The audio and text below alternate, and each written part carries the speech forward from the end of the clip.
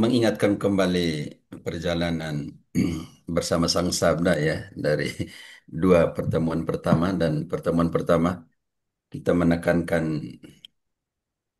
pentingnya melihat kitab suci dalam kehidupan dan kehidupan dalam kitab suci. Jadi antara kitab kehidupan dan kitab suci. Ingat kembali bahwa sedikit mengingatkan kembali melihat kitab suci dalam empat aspek penting sebagai cermin, sebagai album. Ada yang masih ingat sedikit? Sebagai perkampungan dan sebagai apa yang untuk di sampingnya pintu itu? Sebagai jendela. Oke. Yalah. Album untuk melihat toko-toko dan semuanya itu cermin untuk pengidentifikasian kita. Oh ya, kalau saya taruh Petrus di situ berapa kali sih saya menyangkal? Kalau saya taruh Yudas di situ berapa kali sih saya mengkhianati? Kalau saya taruh Yohanes dan Yakobus berapa kali sih saya ingin jadi yang pertama karena ego dan semuanya? Kalau saya taruh Thomas di situ berapa kali sih saya kurang percaya dan semuanya itu. Oke, dalam pengertian itu. Dan dinamika kedua ketika minggu lalu, masih ada yang ingat? Minggu lalu tentang apa? Jimmy masih ingat minggu lalu? Teman-teman minggu lalu, ada yang ikut minggu lalu? Ini mesti kita ajak sama-sama nih. Metode-metode pembacaan Metode kitab pembacaan suci. kitab suci. Hmm.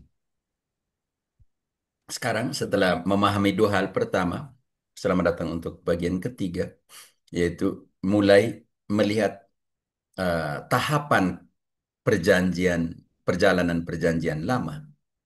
Dimulai dari mana dan berakhir di mana. Nanti kita lihat bahwa ada satu tahapan yang hilang di dalam Protestantisme ketika mereka kehilangan Deuterokanonik, yaitu tahapan restaurasi dan tahapan para pembela iman, para pembela hukum Taurat.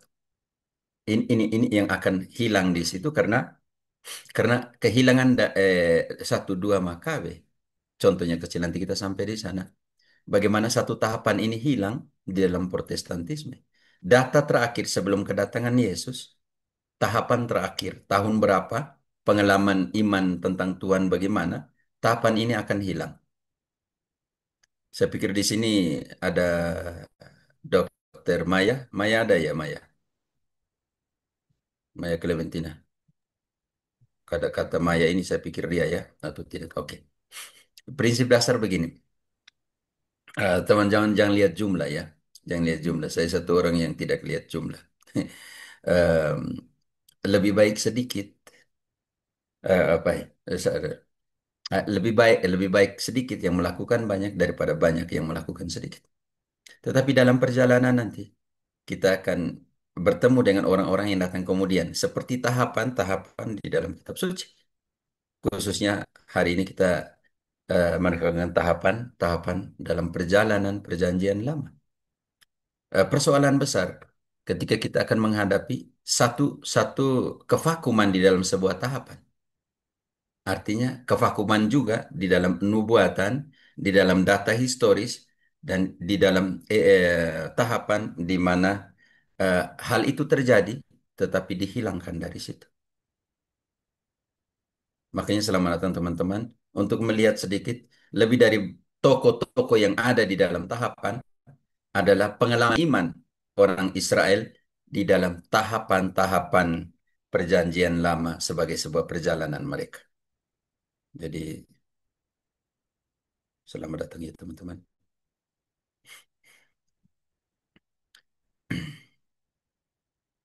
Oke, semoga bisa dilihat ini. Undangan berbunyi seolah-olah itu menjadi sebuah apa namanya ya, sebuah apa namanya undangan yang dengan judul toko-toko dalam perjanjian lama. Tapi kita melihat tahapan perjalanan perjanjian lama dan di sana kita akan melihat betapa banyak toko-toko yang hadir di situ. Dan pada setiap tahapan ada kitab mana yang menceritakan tahapan-tahapan itu?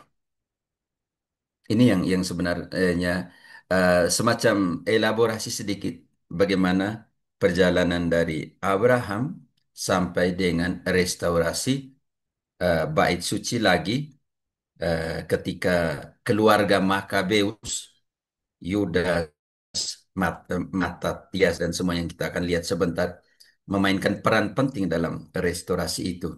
Dan itu jadi pesta besar namanya Pesta Pentabisan Ulang Bait Suci yang kita bisa temukan juga di Injil Yohanes ketika Yesus merayakan bersama dengan orang Yahudi sebagai orang Yahudi perayaan pentabisan Bait Suci. Dan itu informasi satu-satunya hanya dapat di 1 Makabe 4 dan 2 Makabe.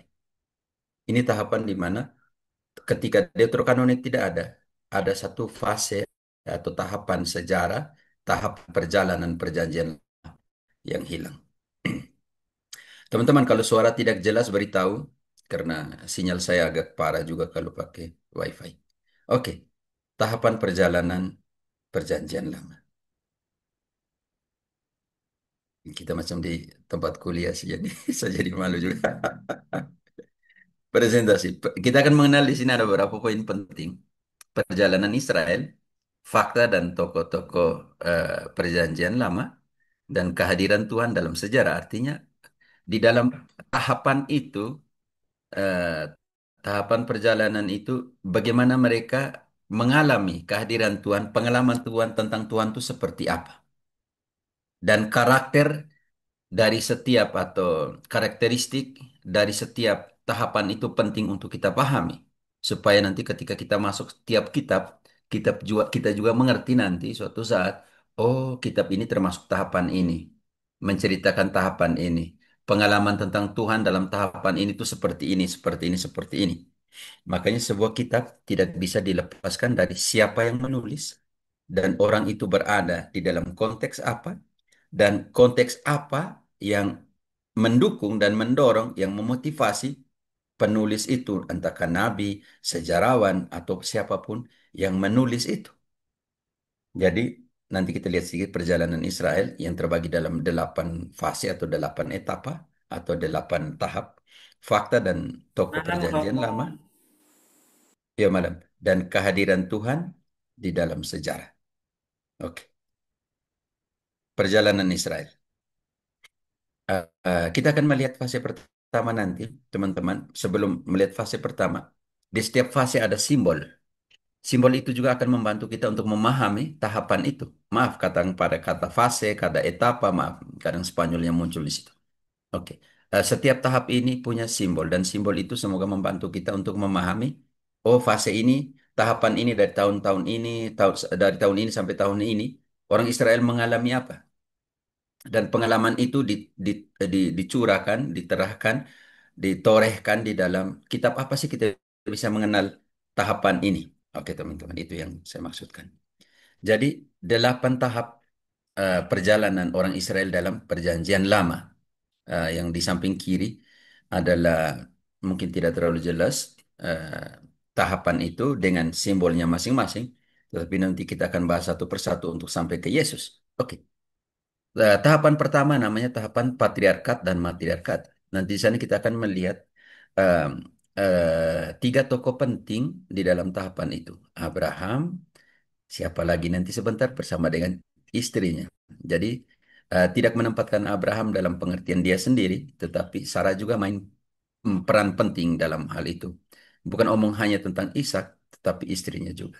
Bukan omong tentang Yakub atau Israel, tetapi juga tentang siapa yang ada di sampingnya.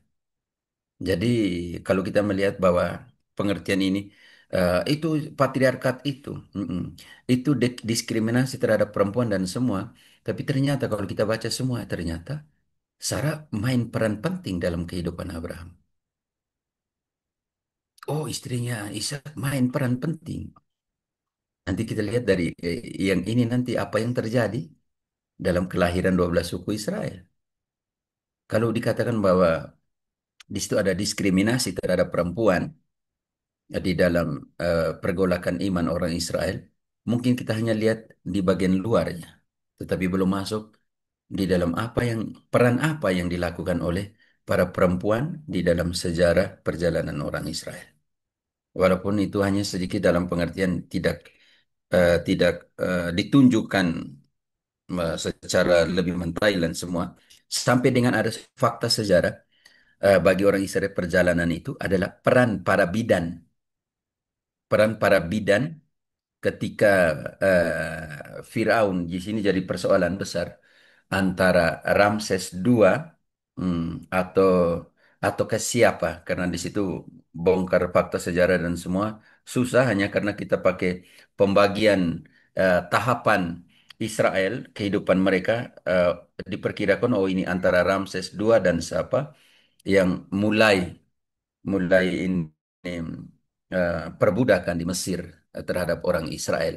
Dan di situ ada peran-peran para macam eh, peran-peran ada dua yang ditonjolkan adalah tukang partus Israel yang mungkin selama ini tidak pernah kita sentuh.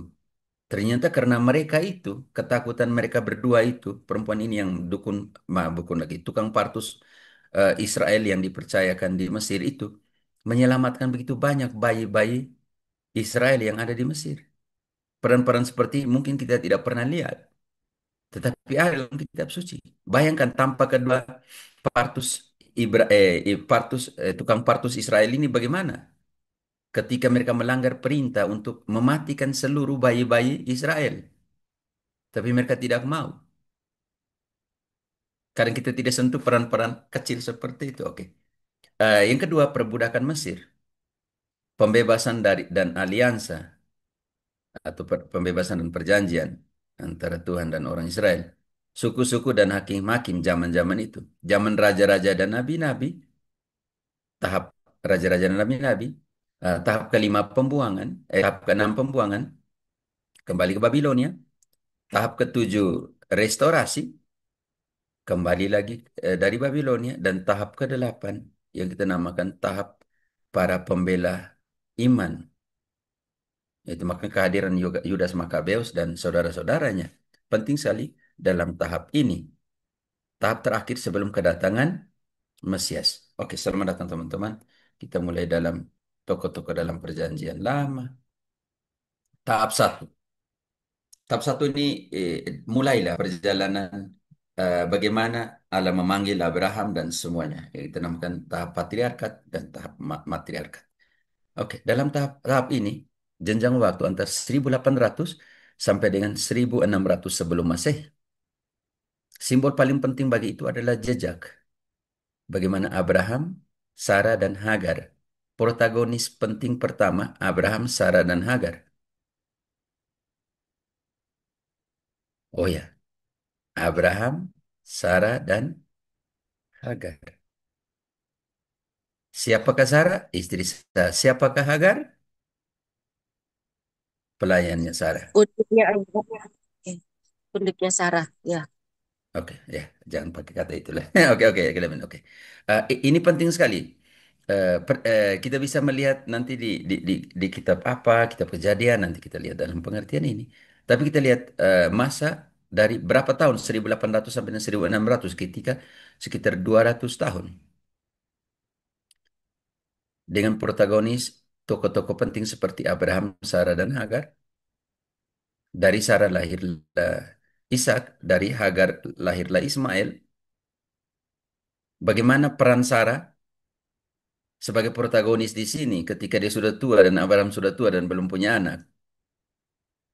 Dan untuk menyelesaikan perkara secara cepat, dia bilang kau dekati Hagar. Lahirlah Ismail, lahir juga Ishak. Berbahaya, ya sudah hak kesulungan yang kita namakan primogen itu. Hak kesulungan dalam pengertian anak saya, yang kedua hak kesulungan dalam pengertian seluruh warisan dan lain sebagainya. Apa yang terjadi? Masuklah kisah pengusiran Hagar dan Ismail dari rumah. Oke, langsung protagonis kedua, Ishak dan Ribkah. Dari Isa dan Riba ini lahirlah siapa? Hak kesulungan, kita ingat itu. Esau dan Esau dan Yakub. Yakub. Dan Yakub. Eh, Hilanglah protagonisnya Esau di sini dan mulailah masa atau tahapan Yakub. Dan dari Yakub, Rahel, dan Lea lahirlah berapa? 12 12 suku. Israel. Kemudian menjadi 12 suku Israel. Dan dari satu anaknya Yakub ini, satu yang dibuang oleh saudara-saudaranya, yaitu Yusuf. Yusuf. Nah, ini penting sekali dari Yusuf.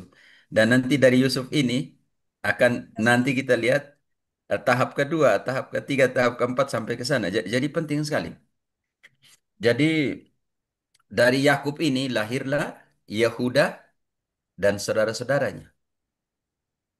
Dari keturunan Yehuda nanti, dalam kalau kita lihat di Matius 1 ayat 1 sampai 17, ataupun kita melihat dalam silsilahnya Maria dari eh, dari dari sudut pandang dua anaknya Daud yang berbeda. Kalau Yosef dari anak Daud, tetapi Daud dari istri Uria atau Betseba, lahirlah Salomon, dan Salomon turun sampai dengan Yakub, bapaknya Yusuf. Sedangkan dari silsilahnya Maria yang ada di Lukas 3 ayat 23-22 selanjutnya akan menemukan bahwa jejaknya Yesus itu sampai dengan Adam. Itu penting sekali. Sedangkan Matius menekankan anak Abraham, anak Daud, anak Abraham. Sedangkan Maria punya silsilah, teman-teman bisa lihat di Lukas 3. Itu sampai dengan anak Adam, anak Allah. Jadi hal seperti itu. eh, Keduanya akan bersatu di keturunan Daud ke atas dan keturunan Daud ke bawah. Yang membedakan antara Yosef dan Maria adalah keturunan Daud ke bawah. Daud melahirkan Nathan, memperanakan Nathan dari istri sahanya untuk sampai kepada Maria. Sedangkan Yosef dari istri Uria Betseba hasil persinan, maka lahirlah sampai dengan jejaknya Santo Yosef. Karena itu Mesias tidak bisa dari keturunan yang tidak murni, Yosef. Haruslah dari keturunan murni, keturunan Nathan, anak Daud. Ini penting sekali. Saya tidak mau masuk sampai ke silsilah dulu. Sampai sini, bagaimana kita melihat protagonis penting di dalam fase atau tahap pertama ini, yaitu patriarkat dan matriarkat. Tempat Ur dari orang Kasdim ke Kanaan, mulailah perjalanan mereka. Karakteristik di dalam tahap ini, mereka adalah klan, keluarga, pengembala skala kecil. Mereka tidak mengorbankan manusia. Membedakan mereka dengan bangsa-bangsa sekitarnya, suku-suku sekitarnya. Mulailah jejak perjalanan Israel sampai lahirnya Israel dari Abraham dan Sarah dan Hagar ini. Maaf, Hagar, maaf ya. Minta maaf. Oke. Pengalaman tentang Tuhan. Mereka mengalami Tuhan yang menjanjikan tiga janji pada saat itu. Tanah, keturunan, umur panjang. Kata Allah kepada Musa, pergilah ke tanah yang kujanjikan. Perjanjian, sekarang sebentar nanti kita mengerti kenapa orang Israel mati-matian tentang tanah. Mulai lagi janji pertama itu tentang anak. Pergilah ke tanah yang kujanjikan.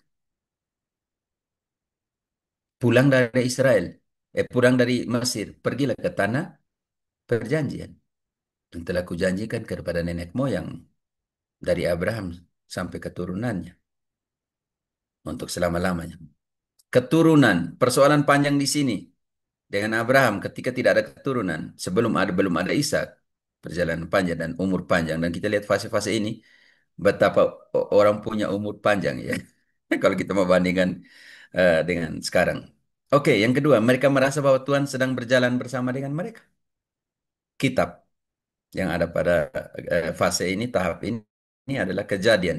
Mengumpulkan dalam cerita atau fakta kehidupan dan fakta kota-kota yang mereka lewati. Tempat-tempat yang mereka lewati.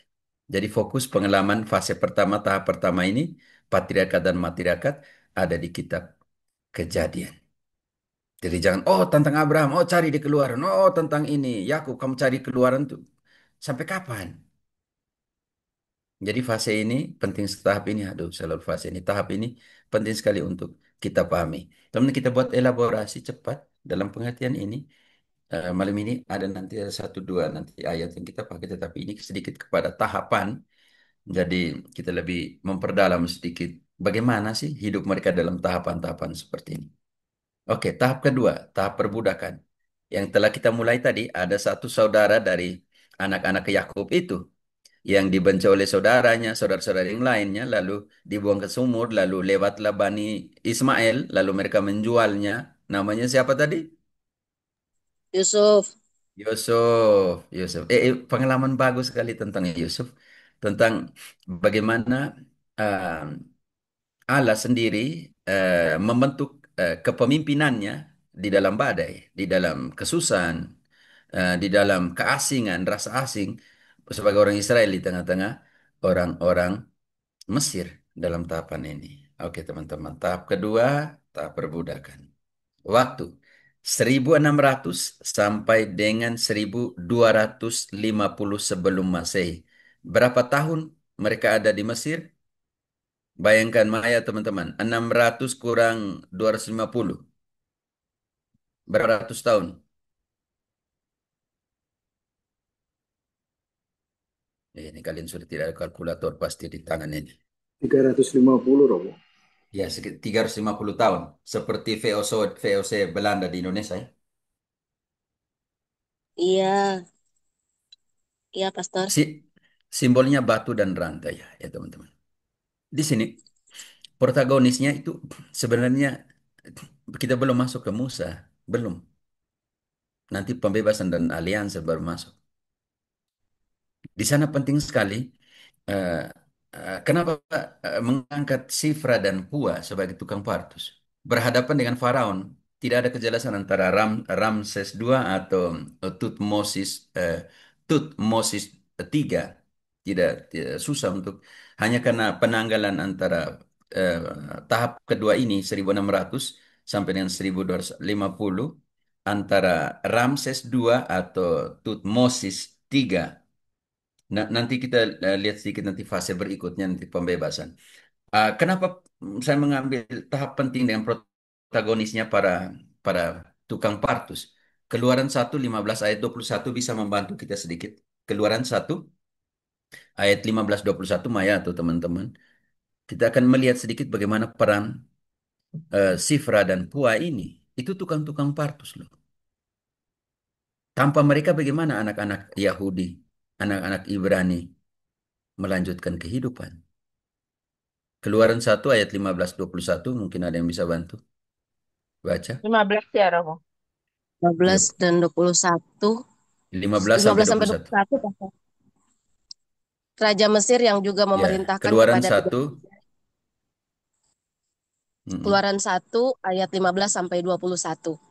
Raja Mesir juga memerintahkan kepada bidan-bidan yang menolong perempuan Ibrani. Seorang bernama Sifra dan yang lain bernama Pua. Katanya, apabila kamu menolong perempuan Ibrani pada waktu bersalin, kamu harus memperhatikan waktu anak itu lahir. Jika anak laki-laki, kamu harus membunuhnya. Tetapi jika anak perempuan, bolehlah ia hidup. Tetapi bidan-bidan itu takut akan Allah dan tidak melakukan seperti yang dikatakan Raja Mesir kepada mereka, dan membiarkan bayi-bayi itu hidup. Lalu Raja Mesir memanggil bidan-bidan itu dan bertanya kepada mereka, "Mengapakah kamu berbuat demikian, membiarkan hidup bayi-bayi itu?" Jawab bidan-bidan itu kepada Firaun, "Sebab perempuan Ibrani tidak sama dengan perempuan Mesir, melainkan mereka kuat. Sebelum bidan datang, mereka telah bersalin. Maka Allah berbuat baik kepada bidan-bidan itu. Bertambah banyaklah bangsa itu dan sangat berlipat ganda. Dan karena bidan-bidan itu takut akan Allah, maka ia membuat mereka berumah tangga." Bayangkan, saudara-saudari, tanpa bidan ini yang dijelaskan, dimulailah kitab Keluaran dengan itu. Tanpa Sifra dan Pua, bagaimana Allah membuat orang Israel di Mesir begitu banyak? Dua perempuan loh, yang kadang kita bilang perempuan tidak menjadi protagonis. Dua tukang partus ini. Dengan demikian Allah memultiplikasi ya, orang-orang Israel yang ada di Mesir.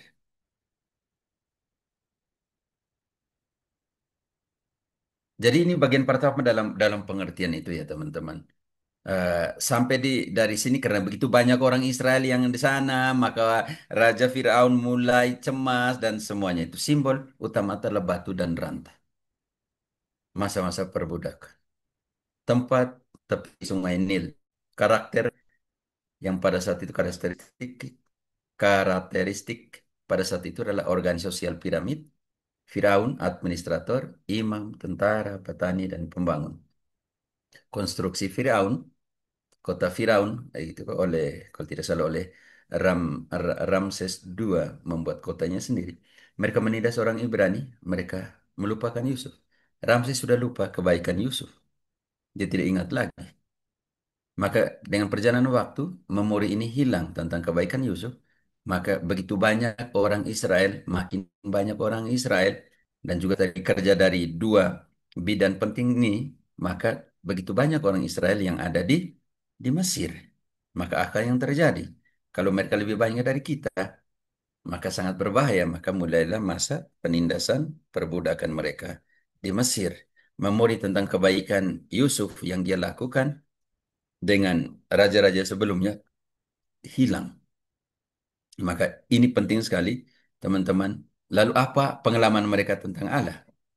Pengalaman masa perbudakan tentang Tuhan itu ambigu bagi mereka. Beberapa percaya bahwa Firaun adalah dewa yang berkuasa. Maka pembangunan piramid dan semuanya itu. Yang kedua, beberapa yang lain merasa bahwa Allah telah melupakan mereka. Dan yang lain, pengalaman penting sekali. Seperti yang telah kita baca. Seperti pengalaman tukang partus mengalami Tuhan dari kehidupan. Takutnya akan Tuhan ini, Yahweh ini, membuat mereka tidak membunuh anak laki-laki ketika mereka membantu perempuan-perempuan, ibu-ibu Yahudi, Ibrani ketika mereka mengalami partus. Dan dalil bahwa karena perempuan-perempuan Israel itu kuat, maka sebelum kami datang, anaknya sudah dilahirkan. Maka kami tidak bisa membunuh anak laki-laki itu. Oke, kitab-kitab yang kita bisa pahami bahwa ingat bahwa memori ini ditulis pada zaman Raja Salomo. Sebelum Raja Salomo, tentang pengalaman keluaran ini, tentang perbudakan ini, ada di dalam tradisi lisan. Protestantisme kehilangan di sini. Orang Israel punya tradisi lisan yang namanya Mishnah, yang yang lain lagi dan semuanya. Hanya saya mau katakan kehilangan.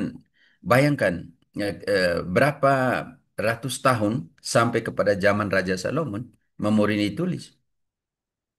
Panjang sekali teman-teman perjalanan berada di dalam tradisi lisan. Teks-teks yang memberita kita tentang waktu ini ditemukan di akhir-akhir kitab Kejadian, pengalaman Yusuf dan semuanya, dan pasal-pasal pertama Keluaran. Oh, kita melihat fase atau tahap tentang perbudakan ini temukan di mana? Oh, di akhir-akhir Kejadian dan awal-awal Keluaran.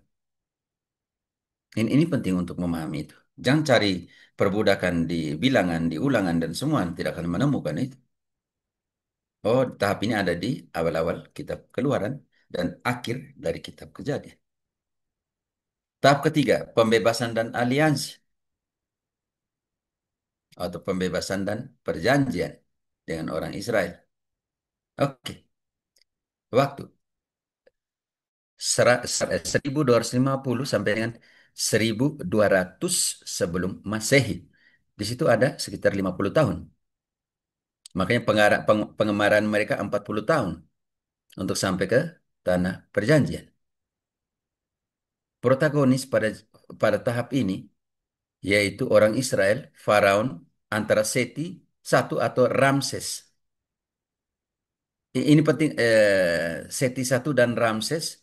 Kita akan melihat itu tokoh-tokoh ini penting di dalam pembebas itu. Musa berhadapan dengan sosok ini, Faraon ini. Jadi dalam dalam pembebasan dan perjanjian ini simbol penting adalah gunung. Nanti kita lihat di gunung ini mereka menerima hukum Tuhan dan rantai putus.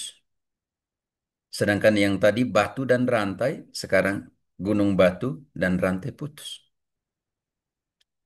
Protagonis yang lain adalah Musa dan Yahweh sendiri. Jadi Yahweh orang Israel, Musa, dan Faraon, yaitu Seti I dan Ramses. Tempat Mesir, padang gurun, sampai ke Gunung Sinai. Karakter pejuang untuk meningkatkan kesadaran di antara masyarakat, di antara umat di orang Israel ya. Kembangkan taktik bertarung.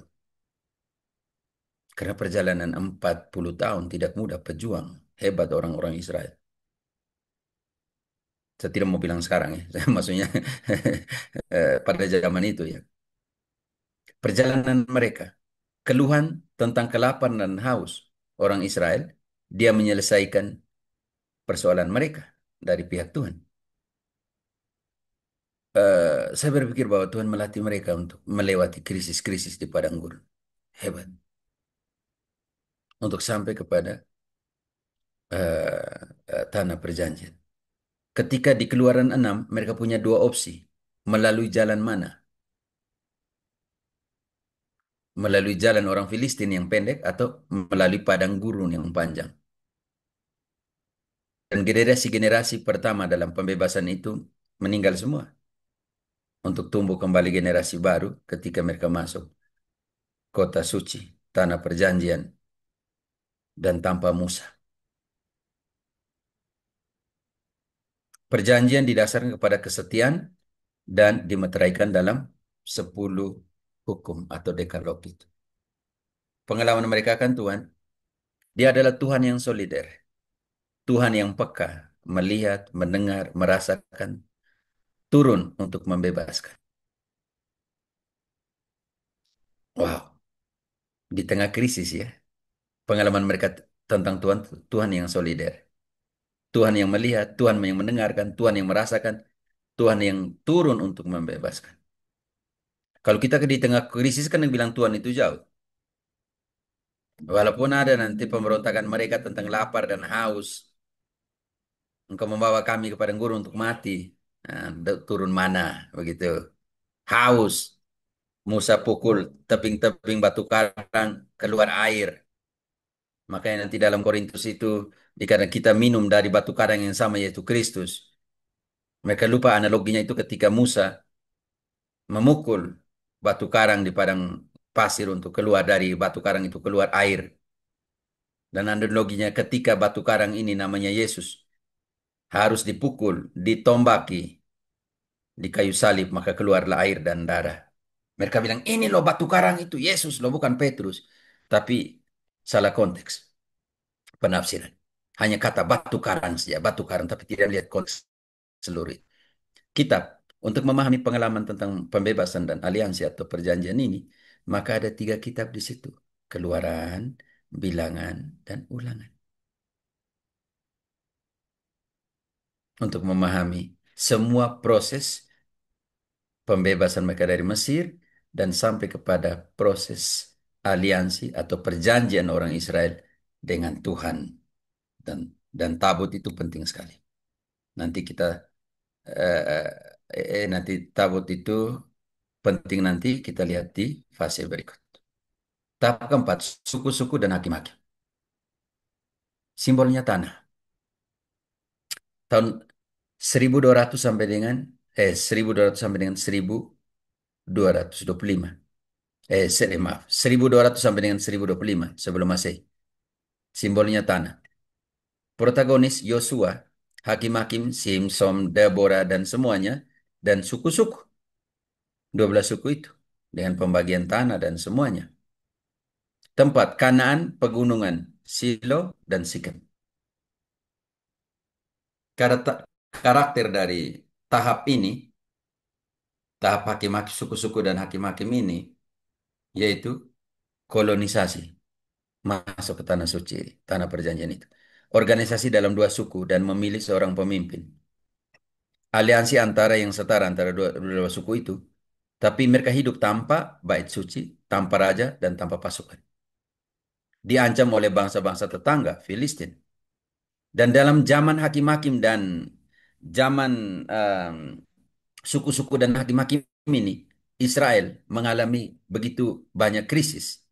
Yang pertama krisis religius atau krisis spiritual, nah yang kita namakan korupsi internal.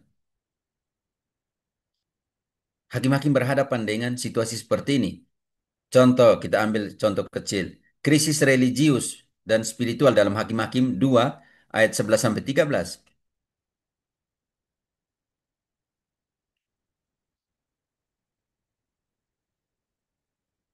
Halo, kitab suci Sofi, Hakim. Sofi, Ya, Hakim-hakim Hakim-Hakim ayat 2,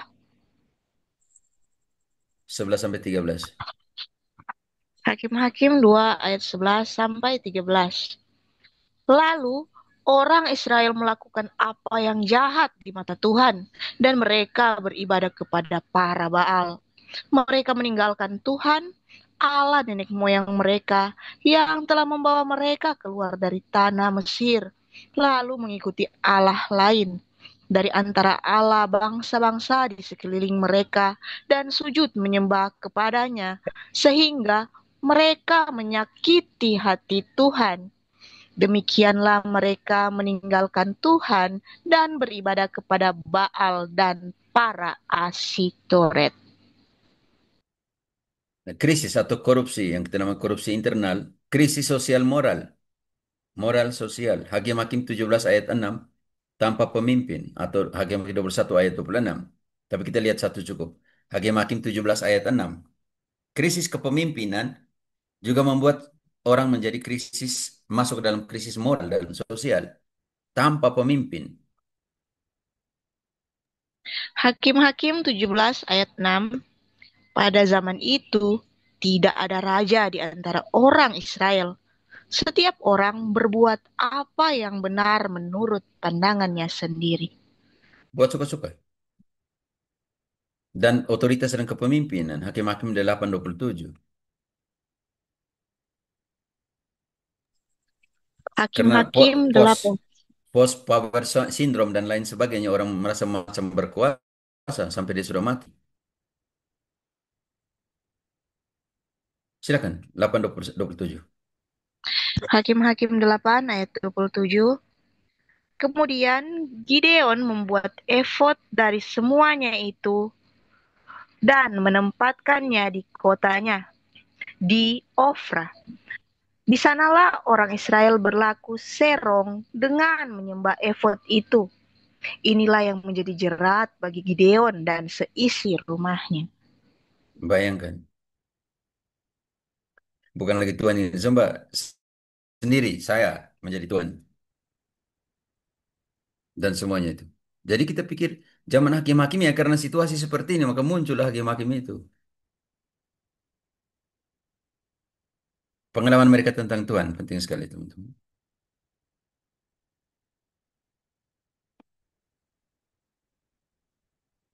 Tuhan adalah bala tentara. Tuhan adalah pejuang yang berperang sama mereka. Nama Israel berarti Tuhan berperang atau berjuang. Makanya kalian tahu sampai sekarang kenapa itu. Apa yang dibuat Israel. Tapi perjanjian adalah simbol kekuatan dan persatuan. Kitab Yosua dan Hakim-Hakim. Kitab-kitab penting pada zaman suku-suku dan zaman Hakim-Hakim. Yaitu kitab Yosua dan kitab Hakim-Hakim. Itu tuh keras ya orang Israel.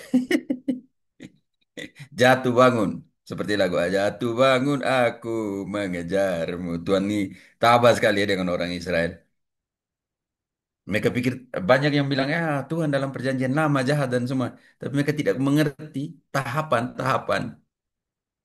Bagaimana orang Israel mengalami Tuhan di dalam setiap fase atau tahap kehidupan mereka. Contohnya dalam hakim-hakim, dalam masa suku-suku ini, Tuhan dilihat, Tuhan adalah bala tentara, Tuhan adalah pejuang yang berjuang bersama dengan mereka. Israel berarti Tuhan berperang atau berjuang. Ini yang kadang kita lupa. Menghakimi Israel dalam pengertian tanpa melihat bahwa di dalam setiap tahapan mereka, tahapan perjanjian lama mereka dengan Tuhan, itu punya karakter, punya sifat, punya situasi yang membuat mereka memahami Tuhan itu seolah-olah seperti itu. Selama ini kan gampang kita bilang, wah Tuhan perjanjian lama kejam dan itu semua. tapi tidak memahami bagaimana orang Israel menghidupi tahapan perjalanan mereka, juga punya pengalaman tentang Tuhan di dalam pengalaman perjalanan mereka setiap tahap itu. Tahap kelima, raja-raja dan nabi-nabi. Enak masuk tahap ini. Penting sekali. Waktu. Maka dibagi dalam 3 tahap ini dalam pengertian ini. Kerajaan raya tanpa tanpa pemisahan itu dari tahun 1025 sampai dengan 930 sebelum Masehi. Lalu nanti kerajaan raya ini dibagi jadi terpecah menjadi 2 kerajaan. Kerajaan utara itu dari tahun 1930 sampai dengan 722 sebelum Masehi. Kerajaan selatan dia lebih panjang, yaitu pada tahun yang sama 930 sebelum Masehi dia sampai dengan 587 sebelum Masehi. Protagonis kerajaan raya Samuel, Saul, Daud, Salomo, Nathan, dan kalau tidak sih setelah Nathan. Oke, masih bersatu. Setelah itu 1930 sebelum Masehi pecah. Kerajaan utara Yerobeam, dan lahirlah Elia, Elisa, Amos, Hosea, dan nabi-nabi yang lain. Kerajaan selatan dari Yerobeam, Rehabeam itu berpisah. Maka yang muncullah Hizkia, Yosia, Yeremia, Mika, Yesaya 1, dan lain sebagainya. Tempat Samaria dan Yerusalem. Simbol timbangan, mahkota, dan uang. Lambang kejayaan, mahkota, kerajaan, dan timbangan. Antara balance antara kehidupan spiritual atau kehidupan dunia. Di sini penting teman-teman. Maka di dalam tahap ini lahirlah yang kita namakan keturunan Daud. Garis keturunan Daud muncul di sini. Setelah Saul gagal sebagai raja, maka raja kedua diangkat sementara Saul hidup. Dan dari garis keturunan Daud inilah muncullah nanti sampai dengan Mesias. Karena antara Saul dan Daud bukan satu keturunan. Sangat berbeda. Karena kesalahan-kesalahan yang dibuat oleh Saul, maka Allah memilih raja yang lain. Mulailah pajak dikenakan, penyembahan kosong, penyembahan berhala, pembersihan kultus. Nanti karakternya apa? Kultus kosong. Pengalaman tentang Tuhan dalam tahap ini, raja-raja dan para nabi ini, Tuhan terperangkap di dalam bait suci, ritualistik, dan penyembahan kosong.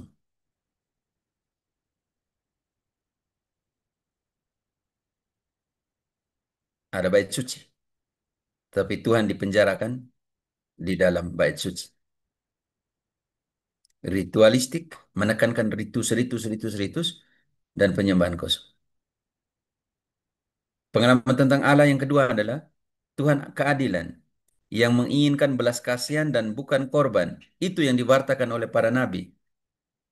Makanya Yesus dalam kritikannya tentang persepuluhan, dia bilang begini, Matius 23:23, Sophie, Clementina, Maya, atau teman-teman. Contoh kecil, Matius 23 ayat 23. ayat 23. Celakalah kamu, hai ahli-ahli Taurat dan orang-orang Farisi. Hai kamu, orang-orang munafik, sebab persepuluhan dari selasi, adas manis, dan jintan kamu bayar. Tetapi yang terpenting dalam hukum Taurat kamu abaikan, yaitu keadilan dan belas kasihan dan kesetiaan. Yang satu harus dilakukan dan yang lain jangan diabaikan. Apa yang mereka abaikan? Keadilan, belas kasih, dan kesetiaan. Itu juga pengalaman iman ketika zaman para nabi dan para raja Israel. fokusnya di bait suci semuanya, tetapi Tuhan terkurung, terpenjara dalam ritus. Di sisi lain ada teriakan tentang Tuhan yang adil, yang menekankan belas kasih, bukan korban. Sampai ke zaman Yesus, ketika orang Farisi dan ahli Taurat menekankan persepuluhan sampai dengan bumbu-bumbu, hadis manis itu bumbu yang tidak ada di dalam peraturan persepuluhan, mereka tambahkan dan melupakan tiga hal, yaitu keadilan, belas kasih, dan kesetiaan. Yang satu harus kamu buat, yang lain jangan kamu lupakan. Kitab-kitab pada masa-masa raja-raja dan para nabi, 1-2 Samuel, 1-2 Raja-Raja, 1-2 Tawarik. Tawarik itu penting sekali, nanti kita lihat golongan presbiter, golongan para penetua di dalam 1 Tawarik 24, dan berbagai kitab para nabi munculnya di sana. Dan kita bisa lihat di sana pengalaman-pengalaman pada tahap ini, tahap yaitu tahap para nabi dan para raja dalam 3 kerajaan itu. Satu raja, kerajaan raya tanpa pemisahan. Setelah itu 930 memisahkan diri antara yang selatan dan Yerobeam. Yerobeam dan Yerobeam memisahkan antara yang selatan dan utara. Tahap ke-6, tahap pembuangan Babilonia. Banyak orang yang menari waktu kami masih kecil. By the river from Babilonia. Pada itu ratapan. Lamentasinya orang Israel. Kita menari ya. Tahap ke-6, tahap pembuangan. Waktu 587 sampai dengan 539 sebelum Masehi. Lilin yang padam simbolnya. Nebukadnezar, Nabi Yesaya 2, Yesekiel, Raja Yekonia Sedekia. Tempat Babilonia. Karakter dari tahap ini. Krisis iman, kala, bait suci tidak ada, tanah tidak ada, raja tidak ada. Kan mereka di pembuangan. Sinagoga muncul. Teman-teman, sinagoga itu muncul pada masa ini. Jadi jangan bilang sinagoga sudah muncul dari pertama.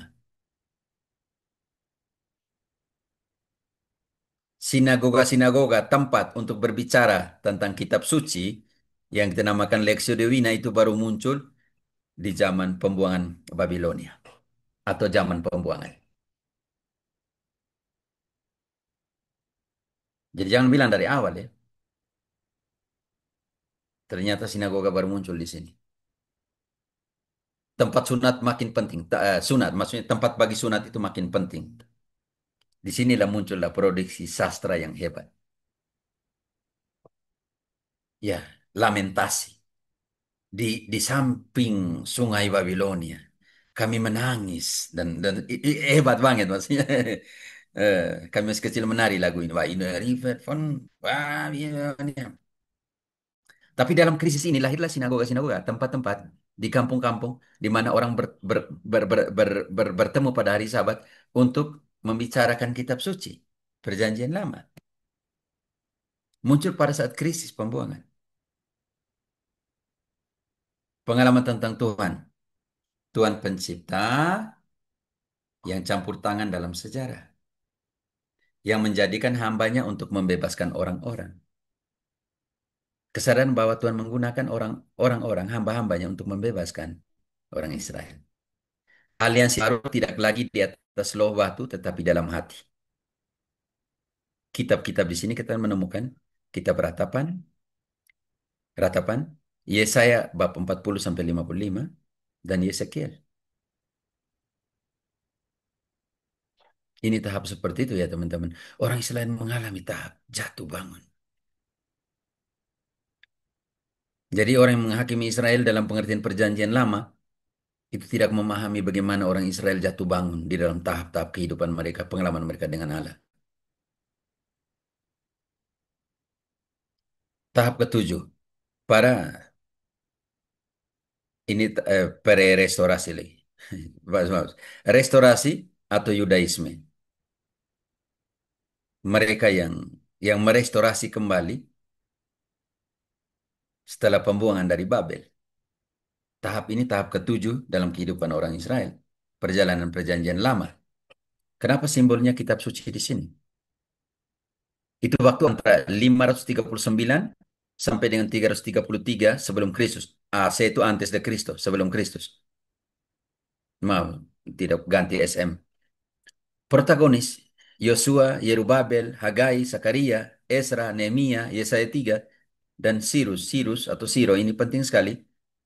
Raja itu yang mengeluarkan dekrit. Ada kita bisa temukan dekrit itu ditemukan di dalam Ezra 1 sampai 4 dan 2 Tawarik 36 ayat 22 sampai 33. Dekrit untuk merestorasi kembali bait suci itu. Kita akan menemukan di situ raja mana nanti sebentar di karakter. Babel, Yerusalem, Babilonia, dan Yerusalem. Karakter dari tahapan ini. Diusulkan untuk pembangunan kembali kota di sekitar bait suci. Tahun 515. Sebelum Masehi, dekrit itu kita bisa temukan di mana? Di Ezra 1 sampai 4. Bisa dibaca dekrit itu. Zaman restorasi. Esdra 1. Esra 1 Satunya 2 Tawarik, berarti kalian baku bagilah. Satunya 2 Tawarik, 36, 22, 23. Satunya Ezra. Silakan yang sudah temukan Ezra.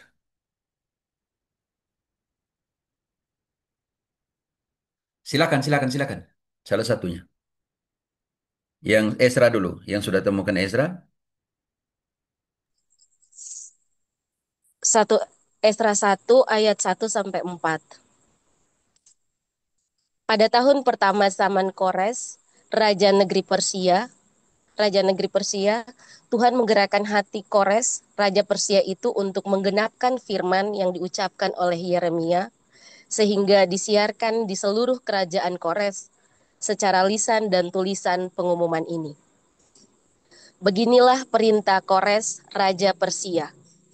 Segala kerajaan di bumi telah dikaruniakan kepadaku oleh Tuhan Allah semesta langit. Ia menegaskan aku untuk mendirikan rumah baginya di Yerusalem yang terletak di Yehuda. Siapa di antara kamu, termasuk umatnya, Allahnya menyertainya. Biarlah ia berangkat pulang ke Yerusalem yang terletak di Yehuda dan mendirikan rumah Tuhan Allah Israel, yakni Allah yang diam di Yerusalem. Dan setiap orang yang tinggal dimanapun ia ada sebagai pendatang harus disokong oleh penduduk setempat dengan perak dan emas, harta benda dan ternak, di samping persembahan sukarela bagi rumah Allah yang ada di Yerusalem. Oke. Nebukadnezar merobohkan bait suci yang dibangun oleh Salomon. Lalu Siro ini dalam tahap ketujuh restorasi ini membuat dalam raja yang tadi membuat keputusan untuk apa? Untuk kembali membangun bait suci yang di Yerusalem.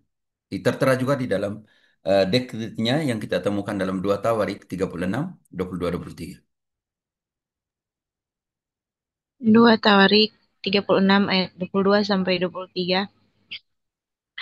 Pada tahun pertama zaman Kores, Raja negeri Persia, Tuhan menggerakkan hati Kores, Raja Persia itu, untuk menggenapkan firman yang diucapkan oleh Yeremia, sehingga disiarkan di seluruh kerajaan Kores secara lisan dan tulisan pengumuman ini. Beginilah perintah Kores, Raja Persia. Segala kerajaan di bumi telah dikaruniakan kepadaku oleh Tuhan, Allah semesta langit. Ia menugaskan aku untuk mendirikan rumah baginya di Yerusalem yang terletak di Yehuda. Siapa di antara kamu termasuk umatnya, Tuhan Allahnya menyertainya, dan biarlah ia berangkat pulang. Oke. Jadi Kores atau Sirus ini dalam dekrit yang sama yang kita bisa temukan dalam 2 catatan di dalam 2 Tawarik 36, 22, 23 dan dalam Esra 1 sampai 4 isinya sama tentang pendirian kembali bait suci, restorasi kembali bait suci. Ini penting sekali. Eh, itu 515 sebelum Masehi Dan 458 sebelum Masehi menetapkan pentingnya kembali hukum Taurat itu yang lama-lama sudah makin dilupakan karena pembuangan sana sini dan pendirian tembok ratapan itu 445 sebelum Masehi membangun tembok hilangkan ratapan yang sekarang namakan ratapan tembok sekeliling Yerusalem. Yudaisme lahir sebagai agama di dalam tahap ini. Ingat teman-teman, Yudaisme lahir sebagai agama dalam tahap ini. Kenabian mulai menghilang, kebijaksanaan rakyat berkembang. Tahap ketujuh sebelum tahap kedelapan. Dan sekarang kita masuk ke tahap kedelapan. Penting sekali tahap kedelapan ini. Karena setelah restorasi, ada penistaan lagi. Tapi sebelum masuk ke tahap kedelapan, pengalaman tentang Tuhan. Murid-murid Yesaya mengalami Tuhan universal. Esra menutup Tuhan dalam hukum Taurat. Makanya terjadi dalam fase yang ini, dalam fase ini, dalam 458, penekanan pada hukum Taurat. Dan Esra menutup Tuhan dalam hukum Taurat. Sedangkan murid-murid Yesaya mengalami Tuhan yang universal. Kitab Yesaya 55, 56, bab 55, 56, Sakaria, Hagai, Joel, Ezra, Nehemia. Untuk melihat zaman restorasinya ini. Orang-orang Israel mengalami zaman restorasi atau Yudaisme lahir karena Israel, Yudaisme lahir sebagai agama di sini. Yudaisme lahir sebagai agama. Makanya tadi restorasi atau Yudaisme. Tahap ke-8, pembela-pembela iman. Disinilah ketika kehilangan deuterokanonik, Daniel, mulai dari Daniel dan Makabe semuanya itu. Maka fase ini, tahap ini oleh Protestan tidak lagi ada. Yaitu tahap pembela-pembela iman. Itu dari tahun ke berapa? Dari tahun 333 sampai dengan 63 sebelum Masehi.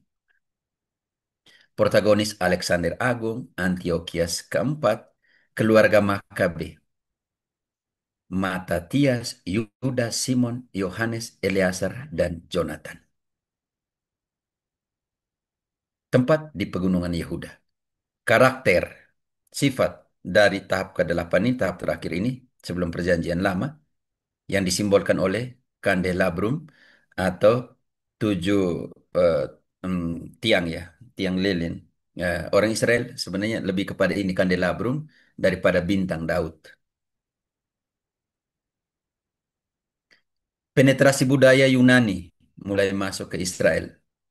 Konflik agama dan budaya. Antiochius IV mencuri benda-benda suci dari bait suci. Makanya di dalam 2 Makabe dan 1 Makabe kembali lagi pentabisan bait suci itu karena ini. Dosa sakralegi ini terhadap bait suci. Ia melarang sunat dan sabat Antiochius IV ini. Dia memaksa mereka untuk makan daging babi. Nanti ada pembunuhan dari ibu dan beberapa anaknya itu. Tempatkan Zeus di bait suci. Dia menghukum mereka dengan kematian. Makabe membela budaya dan tradisi mereka. Masa kemartiran dan rasa sakit. Genre apokaliptik lahir di sini, mulai dari Daniel dan masa masa pembela-pembela iman ini. Gagasan kebangkitan lahir. Makanya tanpa tahap ke-8 ini, di mana gagasan kebangkitan lahir, Protestan tidak bisa omong tentang kebangkitan. Makanya dalam 2 Makabe 12, tidak ada guna kita mendoakan orang mati kalau kita tidak percaya kepada kebangkitan. Contoh, 2 Makabe 12 ayat 44, contoh. Makanya gagasan kebangkitan lahir di sini. Di tahap ini, tahap pembela-pembela iman ini. Makanya ketika Protestan tidak punya Deuterokanonik, mereka kehilangan di mana tahap iman akan kebangkitan itu lahir. Contoh kecil, 2 Makabe 12 ayat 44. 2 Makabe 12 ayat 44.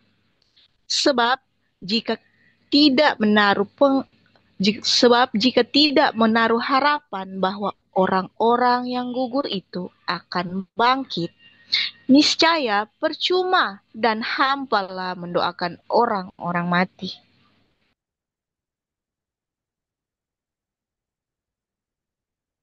Penting sekali fase ini, tahap ini. para pembela iman. Oke, pengalaman mereka tentang Allah. Dia fokus pada pembelaan imannya. Simbol budayanya adalah bait suci, hukum Taurat, dan sunat. Kitab-kitab Daniel 1-2 Makabe. Protestan kehilangan fase atau tahap 333 sampai dengan 63 sebelum Masehi. Karena kehilangan Deuterokanoni. Kalau dari segi logikanya seperti itu. Logika historis, runtutan perjalanan tahap-tahap perjanjian lama.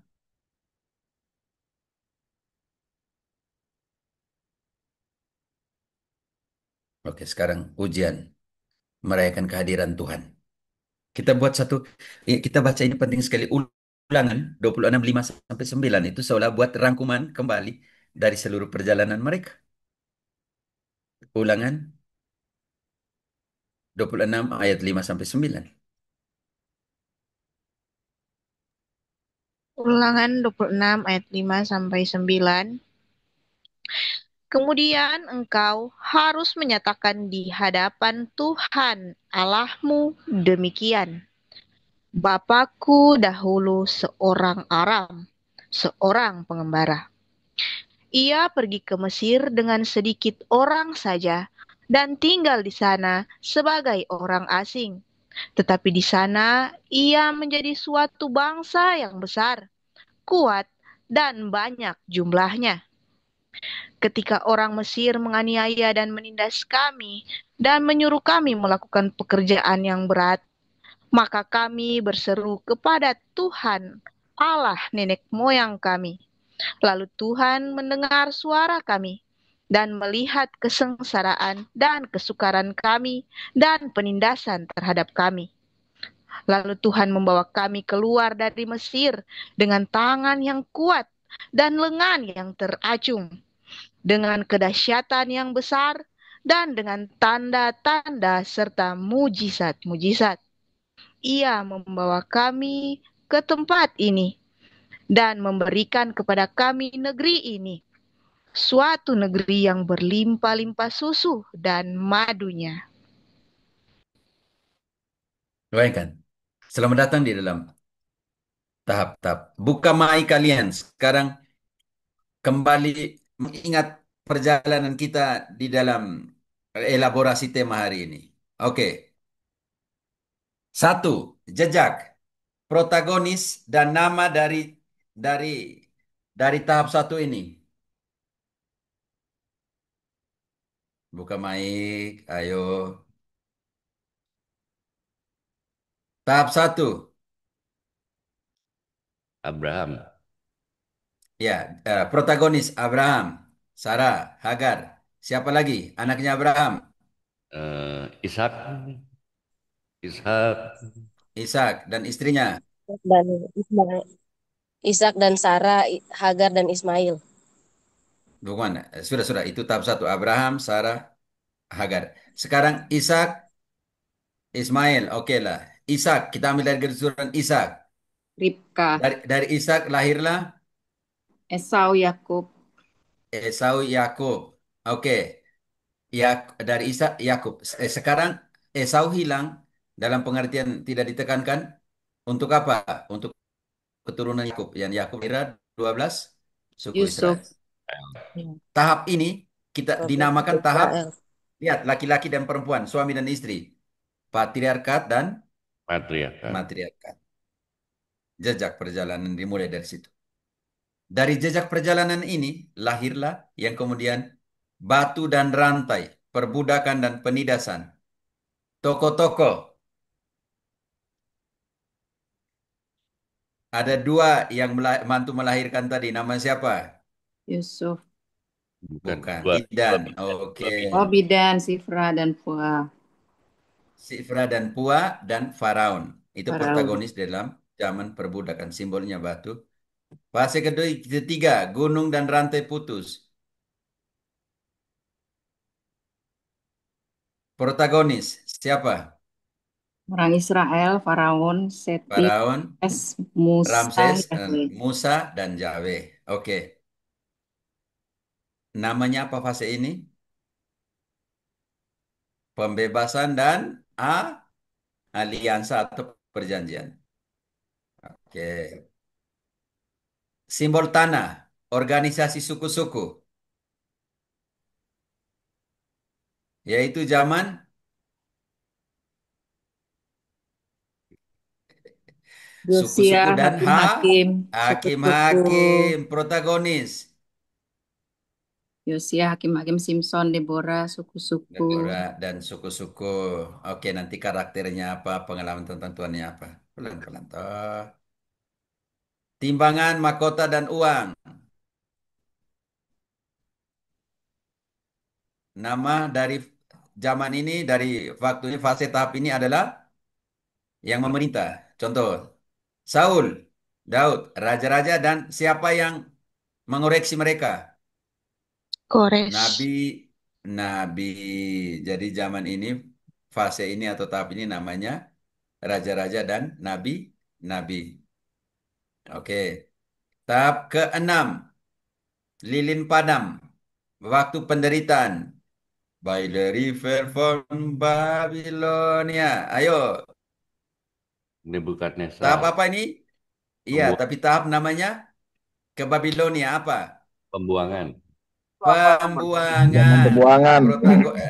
Protagonis Nebukadnezar, siapa lagi? Yesaya.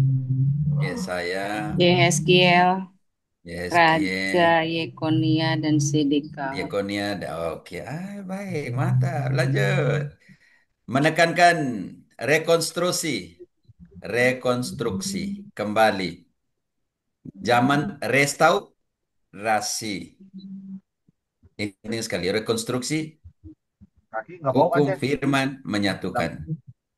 Yosua, Protagonis Esra, Esra, siapa lagi? Raja yang mengeluarkan dekrit. Zerubabel, Nehemia, Yores, Azizia. Kores. Itu Kores.